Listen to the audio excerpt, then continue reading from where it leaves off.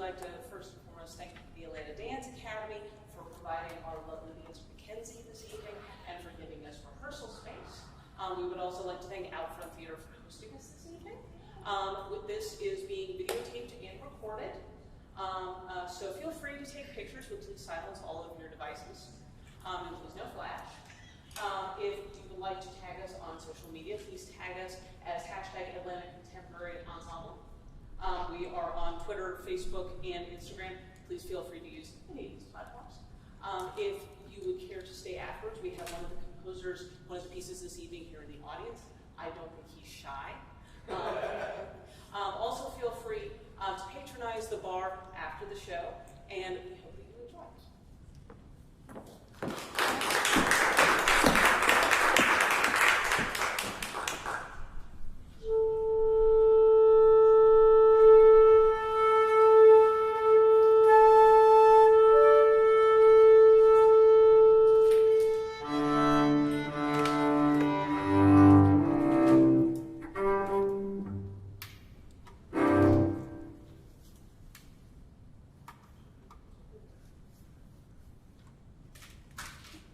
I am an advocate for justice, peace, and equality. I am a voice for those who are silenced and cannot be heard. I am a reminder that humanity still exists in each and every one of us, and that our voices are more powerful if we are united.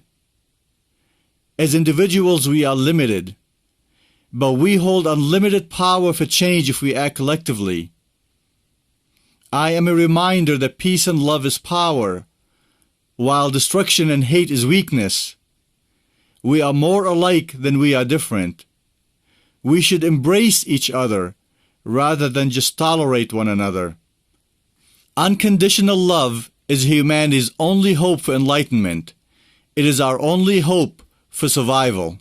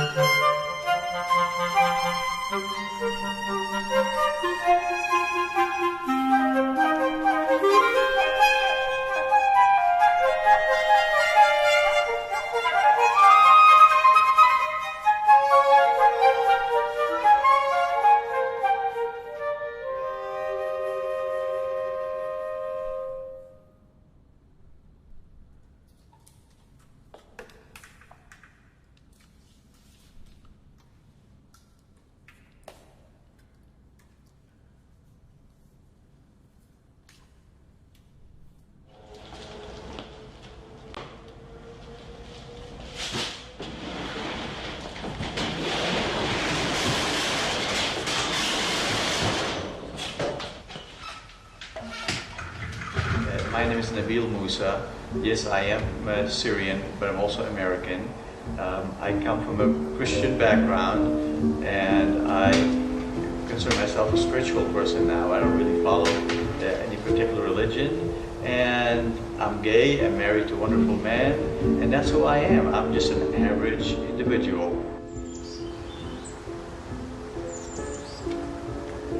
I decided, everything I've done before, I've been very successful at, but it wasn't as fulfilling. I don't really go in with so much like a set idea, because I can go in and say, okay, I'm going to paint a chair, but by the time I'm done, it could be a horse. That's usually when I'm really creative, is when I'm relaxing, walking, or just doing something very simple. It could be, I don't know, a leaf falling from a tree. And it's like, wow, look at the colors on this, it's amazing. And I'll break it in different shapes and stuff, and sometimes inspiration comes from there. Other times, I listen to people, and sometimes something somebody says resonates with me. And I think, wow, how can I go with that and create something out of it? Honestly, it could be anything. And I've had a lot of ideas out of like just the dumbest things. They just come, but they manifest into something wonderful. Hey baby, I lost you. Yeah, how's it going? When I first moved to Atlanta in 2001, I was afraid of being gay, and now I am proud to be gay. And it was a gay community in Atlanta that helped me become that strong individual, and I'm grateful for Atlanta for doing that. All right, well, I'm gonna go. I miss you. Okay. Miss you too. Call me later. I want to talk about those concepts. Okay, I will. Love you. Love you, baby. Love you. Bye.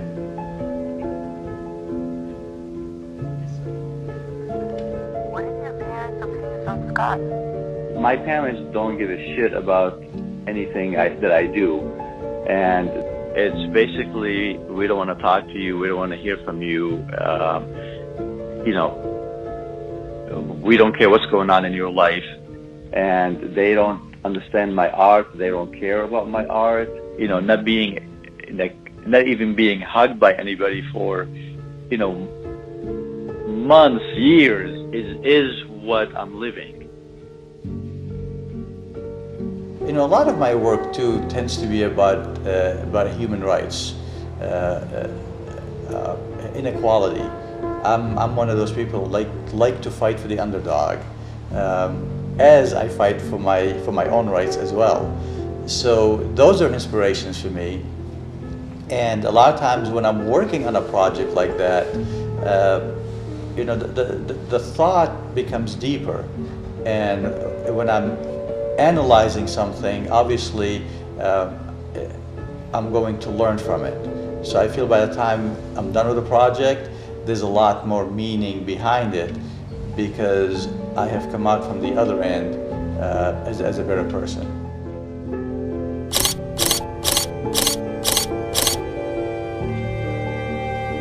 Taking Islamic refugees would be suicide. There's a direct connection between that population and the risk of terror. Should we really be opening our doors at the risk of letting in terrorists? Muslims might blow us up, and the Christians are not going to. Maybe in the interest of the Muslim community to say, no, these people are much different than the rest of us, and that's not the message that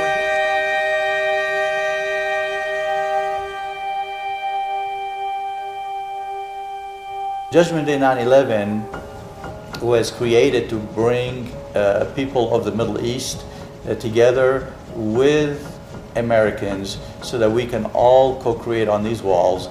And I always tell people, feel free to be honest in your message. If you have something hateful to say it on those walls. If you have something good to say it. Because I feel like if we're not being honest, then we can't move forward.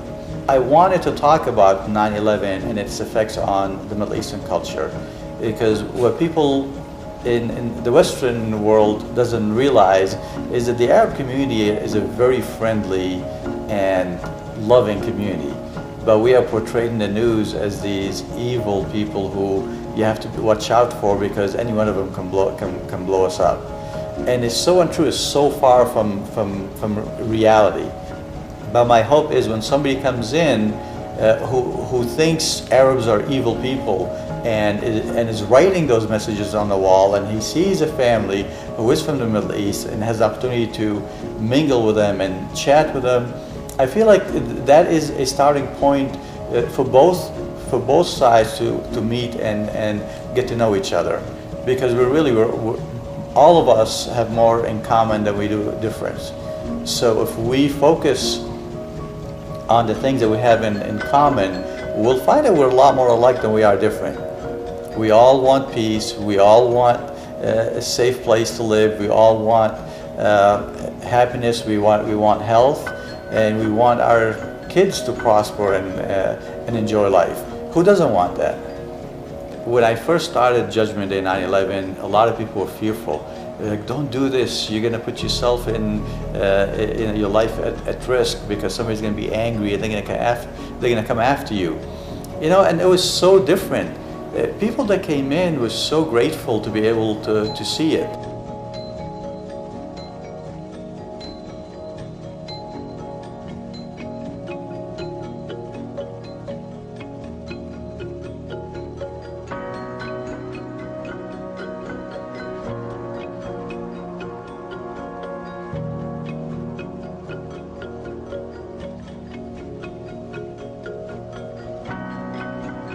As an artist, as a person, as a human being, all I can do is try and voice my opinion. You know, I can't change everybody, but if we could change one person at a time, I feel there's something powerful behind that. You know, we do the change slowly, and hopefully somewhere will resonate. Hopefully this new generation that's growing up is listening to us and learning from us. And hopefully they'll use love instead of weapons to change the world around them. The American public is clueless on what they have. We've taken it for granted. And all I can say is wake up. Stand up for what's right. It doesn't matter whether you're Republican, Democrat, or neither. We're Americans. We need to be fighting for our civil rights. We shouldn't be fighting over whether somebody is gay, whether they're allowed to be married. We shouldn't be fighting over abortion issues. We shouldn't be fighting over the illegals in the United States. We need to be fighting as Americans for our freedom. And because they're keeping us busy right now with all this little stuff while they're taking away our rights, and soon we won't be able to do anything. Put fear aside and share your knowledge, and I feel like that's really the essence of it. Is they're afraid to share the knowledge. We grow when we share. We become better people when we share. So you know, be open to it. There's nothing wrong with inspiring other people. That's what teachers do. Why can't we behave as teachers? After all, we are trying to make a difference. I always feel that a good artist will learn from the viewer, because there's a lot of times, you know, as artists we think we know it all. Well, we really don't. We're just messengers. We're just putting our thoughts on canvas or on paper. And I feel as an artist, I have to be, if I'm expecting other people to be open-minded, that means I need to be open-minded, because there are times when other people have come in and talked about my work in ways that I'm not expecting, and I stand back and say, wow, I never really thought about it. You know, and a lot of times I'll say thank you for opening my mind to something new, because we have to do that. If we don't do that, then how do we expect other people to learn from us if we're not learning from them?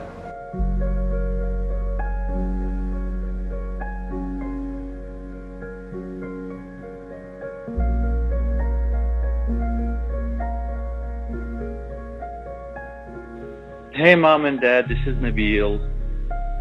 I don't know what to say anymore. I feel like I've tried. I'm always trying to open up communication to get you guys to understand. I don't think you realize how hurtful your behavior has been, and how isolated I feel. and rejected by my own family. And I have been so angry for so long, and I don't want to be angry anymore. And I just want you to know that I forgive you.